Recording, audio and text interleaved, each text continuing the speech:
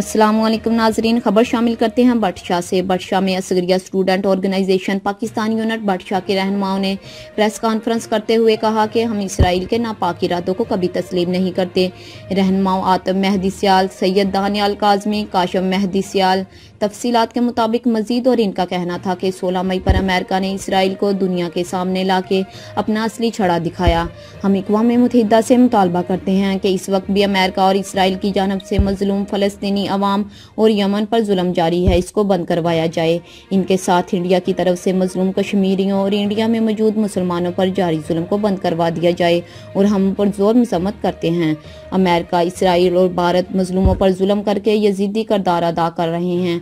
गुज़श्ता दिन सिंध हुकूमत ने भी आज़ादरान मजलूम करबला को गिरफ्तार करके जुलूसों पर लाठीचार्ज की, जो नाइंसाफ़ी और जुल्म है। सिंध में आज़ादारों ने जुल्म और ज़बत का मुजाहिरा करते हुए योम अली अलैहिस्सलाम के जुलूसों को भी महदूद किया गया था।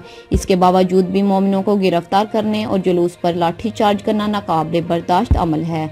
सिंध हुकूमत इस काम में मलूस अफराद के खिलाफ सख्त से सख्त कार्रवाई करे और गिरफ्तार मोमिनीन को आज़ाद करे, नहीं तो दूसरी सूरत में मोमिनीन के रद्द अमल से पैदा होने वाले हालात के जिम्मेदार खुद सिंध हुकूमत होगी।